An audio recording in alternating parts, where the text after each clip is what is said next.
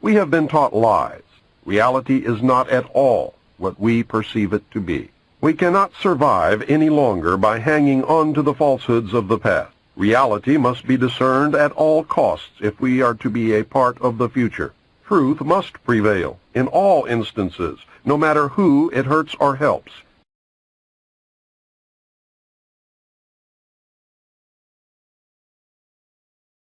Ah, the government. It loves you and wants to keep you safe and well. It even wants to make paying taxes, fines, and court costs easier for you. How? Well, you'll need to meet your straw man. He was born the same day you were. He looks like you, has the same name, and lives in your house, but you never knew he existed. You will have even paid his parking tickets or taxes. The worst part? He's been dead from day one. From every birth certificate, a legal personality, or legal fiction, is created with the same name to confuse little old you into thinking it's you. So, there is a human you and a paper you, or as it's commonly known, a straw man. So when it seems like government officials, court clerks, or the police are speaking English, they aren't. They're speaking legalese, designed to make you agree to verbal and written contracts without even knowing about it, all spun from Black's Law Dictionary. For example, when the police say, "Do you understand?" you'll say, "Yes." What they are really saying is, "Do you stand under our authority?" Oops-a-daisy, you just created a verbal contract with them. Oh, you clever government. Did you know that whenever you register something, you are handing over title to the person you register it with? That's right. Whenever you register something with the government, they assume it belongs to them. Registered your car? Super! Now you are the registered keeper of your vehicle, and the government can crush it when you don't pay your, straw man's taxes. Expecting a new bundle of joy? Well then you need to register your little darling with a birth certificate.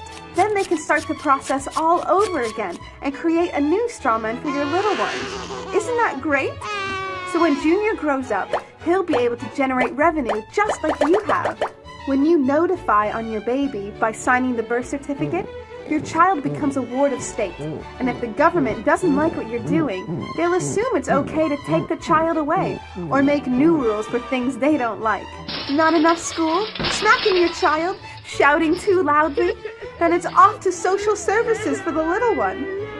When you get a bill, it's sent to you, but belongs to your straw man, not you. That's why bills, fines, and summons start with Mr., Mrs., or Ms. Sometimes you'll see your surname in capitals, just like on a gravestone. That's because your straw man is dead, and just a silly piece of paper, created before you could comprehend or even consent to it. When you go to court, you represent your straw man, so you, the human, take on any costs, fees, taxes, and fines involved for the straw man. The human you doesn't even need to pay them. But you made a contract with the court by appearing on behalf of your legal personality or straw man, just like the government knew you would. Confused? Well, don't worry. The government doesn't want you to know anyway. If you knew, you'd stop paying things like council tax and parking tickets. Because when you go to court, you are representing your straw man. You are you, alive and made of flesh and blood. Your straw man, or legal personality, is a piece of paper created from your birth certificate. And you think it's you. What a silly Billy. Would you like to know more? Well then go over to tpuc.org. Get up, get informed, and get real. As we review the achievements of this session of the 73rd Congress, it is made increasingly clear that its task was essentially that of completing and fortifying the work which it had begun in March 1933. That was no easy task, but the Congress was equal to it. It has been well said that while there were a few exceptions, this Congress displayed a greater freedom from mere partisanship than any other peacetime Congress in our history since the administration of President Washington. Substantial gains, well known to all of you, have justified our course. I could cite statistics to show you as unanswerable measures of our national progress. Figures to show the gain in the average weekly pay envelope of workers in the great majority of our industries. Figures to show hundreds of thousands of people reemployed in private industries and other hundreds of thousands given new employment through the expansion of direct and indirect government assistance of various kinds. In the working out of a great national program that seeks the primary good of the greater number, it is true that the toes of some people are being stepped on and are going to be stepped on. But these toes belong to the comparative few who seek to retain or to gain position or riches or both by some shortcut that is harmful to the greater good. The program of the past year is definitely in operation, and that operation, month by month, is being made to fit into the web of old and new conditions. A few timid people who fear progress will try to give you new and strange names for what we are doing. Sometimes they will call it fascism, and sometimes communism, and sometimes regimentation, and sometimes socialism. But in so doing, they are trying to make very complex and theoretical something that is really very simple and very practical. Slaves are made in such ways. Greetings, everyone. Most of the information that I'm going to share with you all here today, less than 1% of the people on planet Earth fully understand how deep the rabbit hole really goes.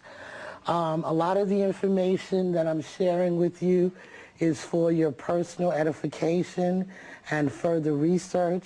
For people who have a cursory knowledge of the UCC, I ask that you be patient, because in order to fully get a 360-degree perspective on what's going on, I have to sort of take it from the top. Now, basically, the first order of law is called natural law. And as children of the Creator, we are all under natural law. Something has happened in the process that has removed us from natural law and placed us under artificial law. And that process, it took place during our birth. An artificial corporate entity was created at birth through the birth certificate, and your mother was listed as the informant, and she gave you over to the state.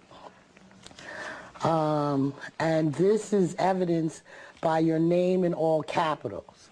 At this point, your birth certificate was sent to Washington, D.C. with the certificate of live birth, and a bond was placed on this. This bond is a significant amount of money. It's also through your Social Security. You were entered into a trust through the Social Security card. You have your Social Security numbers, and then on the back of your Social Security number, some people it's red, you have 9 figures. The first one is a letter. It's a letter from anywhere from A through L. Those letters indicate which Federal Reserve bank is holding your exemption. After that, you have a series of 8 numbers. Altogether, these numbers create what's known as your priority exemption account. And basically, this priority exemption account is been used all over by different corporations. It is considered a banded property. It's considered intellectual property, and also considered a banded property because you haven't claimed it. And you haven't claimed it because you have no awareness of it. And basically, corporations all over, including your jobs, are using your exemption priority number. And this is basically how the whole scam is set up. Now, you have to understand that there's the flesh and blood person, and then there's the straw man. Anything you do in commerce is not predicated on the flesh and blood person. It's predicated on the straw man. You could look at your driver's license, your birth certificate, your work check, any commercial document. It is not you, the flesh and blood person. It is an artificial corporate entity known as the straw man. And until you take commercial control of this straw man, the state has full control of it. And this is basically how they have been manipulating us as a people. It's not predicated on race. Everybody is being screwed by this, no matter what color you are. I just want to point out that the United States, unbeknownst to many, is not a country. It is a corporation. So we have to be able to understand these concepts and see them as they really are. I'm going to ask my friend Don just to read a little bit. Okay, this is United States, U.S., U.S.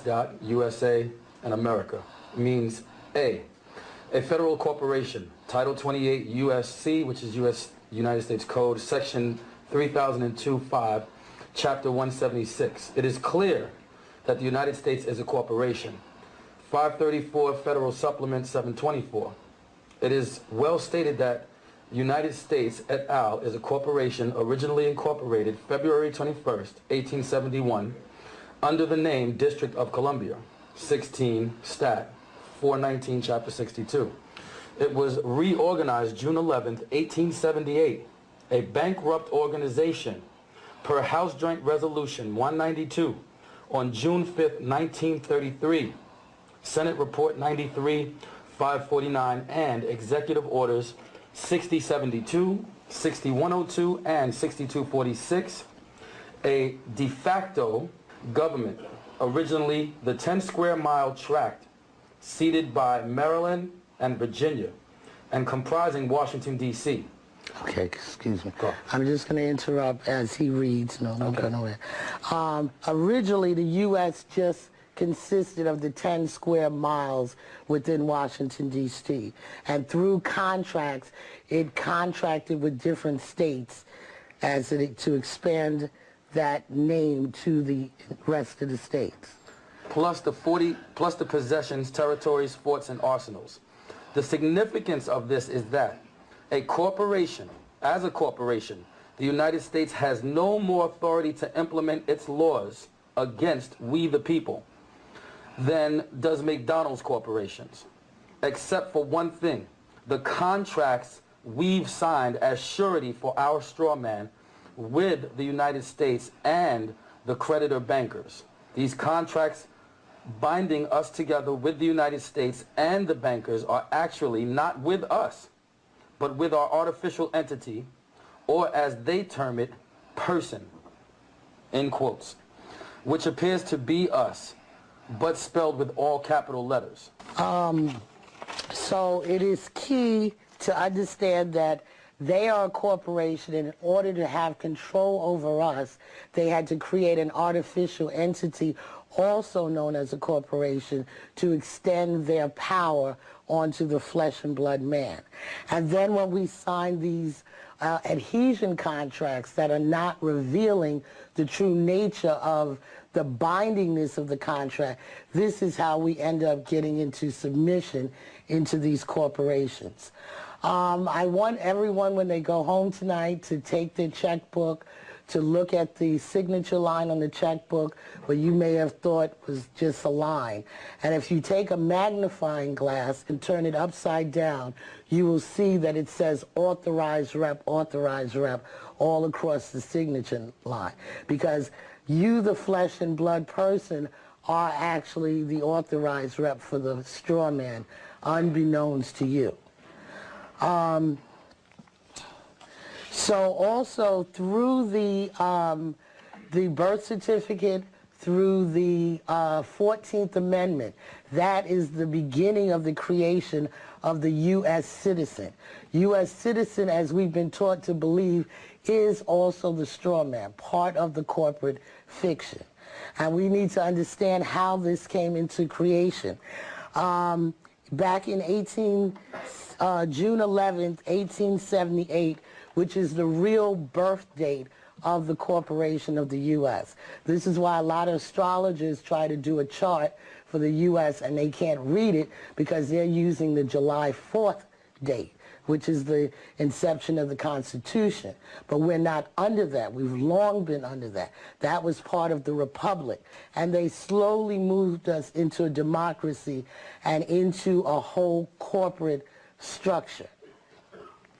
And so it is important, if we're thinking about freedom, that we have to separate ourselves from the corporate fiction and the flesh and blood person. Also in 1933, we had what was known as the New Deal. This is when the whole corporate fiction began. It was already, the groundwork was already laid out in the 14th Amendment, where it's the beginning. You know, we have thought that that meant freedom and the slaves are incorrect. That is the beginning of creating a U.S. citizen. Prior to that, there was no such thing as a U.S. citizen. A U.S. citizen is only a corporate fiction that exists within the matrix because it's a fiction of law. It does not exist. So in 1933, you had the whole collapse of the economy. And that's when FDR, he was president, and, you know, we all heard in history class of the New Deal program. And, you know, it was sold to us that he resurrected the country from bankruptcy and he saved the day. But that is at the point where he began and sold the entire country into bankruptcy. It was bankrupt in June 11th, 1878, and with a country or corporation, well, with an individual person, bankruptcy lasts for 7 years. With a corporation, it lasts for 70. So it had to be redone in 33, which was the whole point of FDR. You know, as I say, the real deal of the New Deal, it was a raw deal. So this is when he created the Maternity Act, and he made it mandatory that everyone have birth certificates upon the birth of a child. And so with the birth certificate, as I said earlier, they placed a bond on that birth certificate and they sold that bond to the international bankers. The international bankers owns everyone that is a straw man. If you haven't separated yourself from your straw man, then you are state property, a ward of the state. And basically, they're moving in to collect on their assets.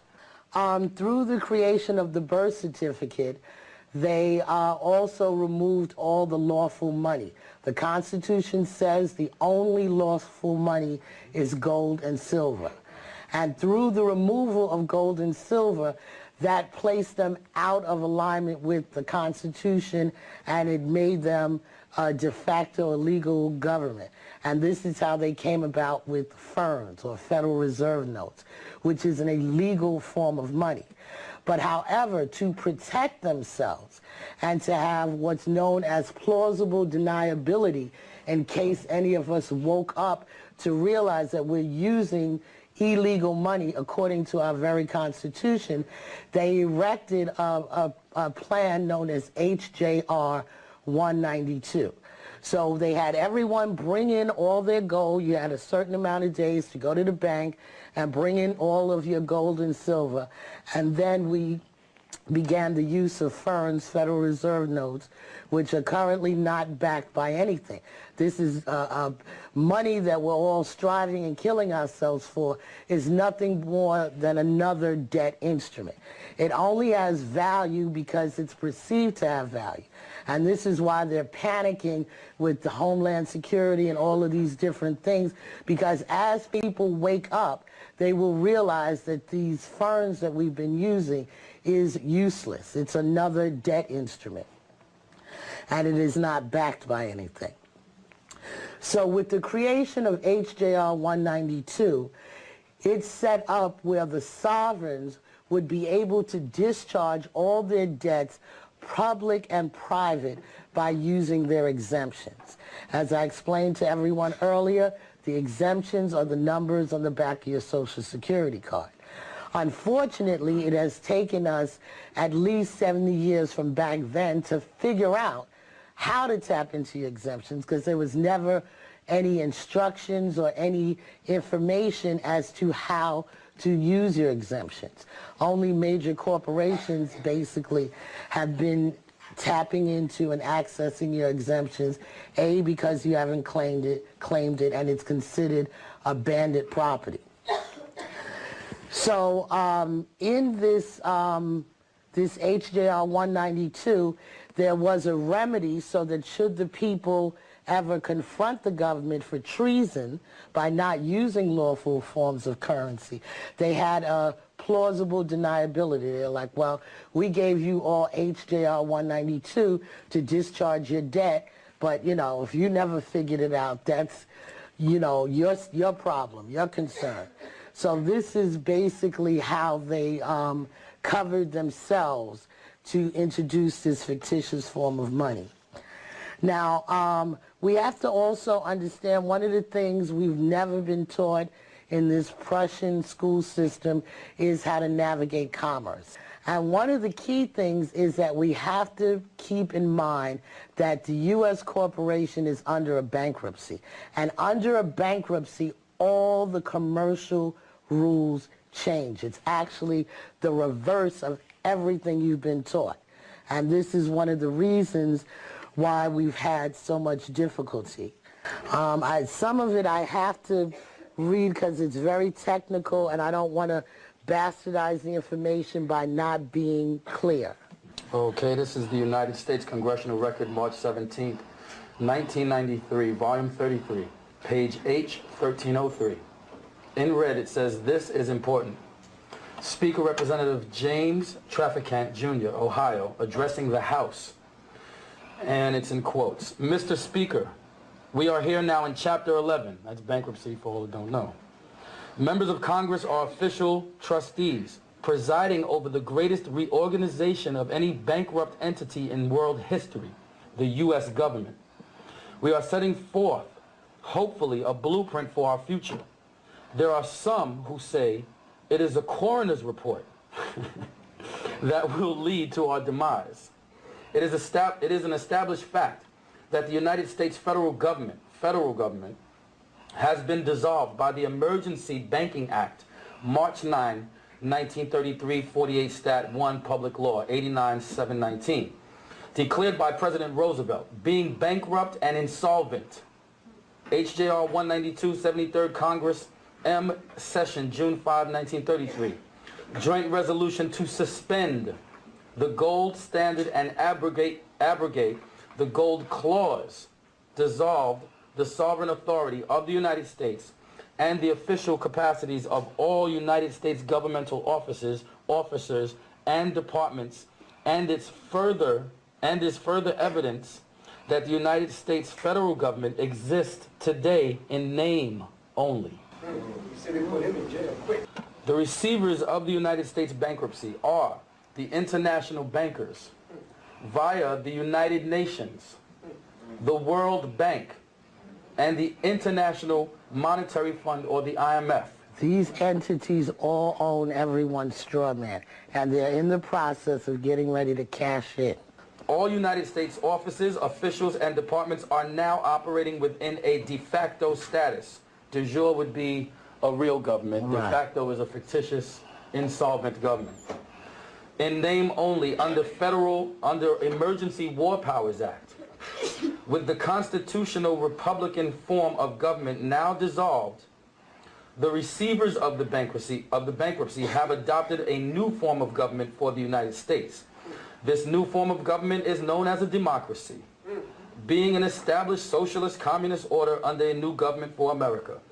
This act was instituted and established by transferring and or placing the office of the Secretary of Treasury to that of the Governor of the International Monetary Fund, or the IMF. Public Law 94-564, page 8, Section HR 13955 reads in part, the U.S. Secretary of Treasury receives no compensation for representing the United States. Continue, oh, that's good. Okay.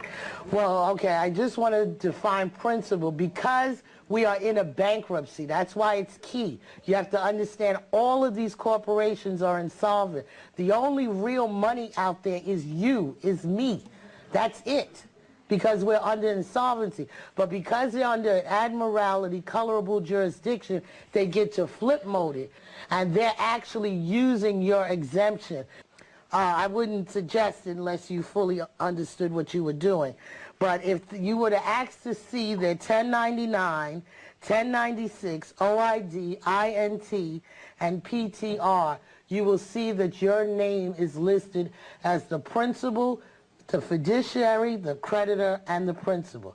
We are the creditors because they are using our exemption. Without our exemption, you would, this whole thing would crumble. And they are listed as the fiduciary debtors because they are insolvent. Tell them how much the exemption is worth. The exemption is worth millions and billions.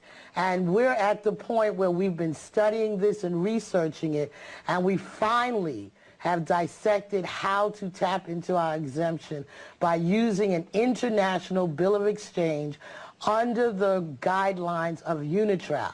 UNITRAL is the United Nations trade law. And it has, you can go to the website for yourself and begin to look at it. There's an international promissory note. There's the international bill of exchange. In order to use a bill of exchange, you can only use it on pre-existing debt. In order to use the promissory note, that's to buy things. And this is how they've been tapping into our exemption. And there's several chapters throughout the Bible that talks about, like, the worst thing you could possibly do is to be a debtor. And they have flipped all their debt onto us. Some people may say, well, you know, why should I care about this? I don't have any credit card. I don't have any debt. The national debt is probably about $7.8 trillion. According to the U.S. Code, the national debt should never exceed $6.5 trillion. The day that it went over was the day we had 9/11. So this is how ill this is. All the banking records, the bonds, were housed in the first floor of the World Trade Center. That's the real reason that that had to go. Okay? So we are at the point now where, well, let me go to the prison system.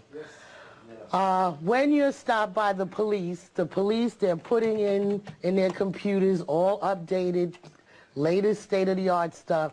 They're beginning the assessment process.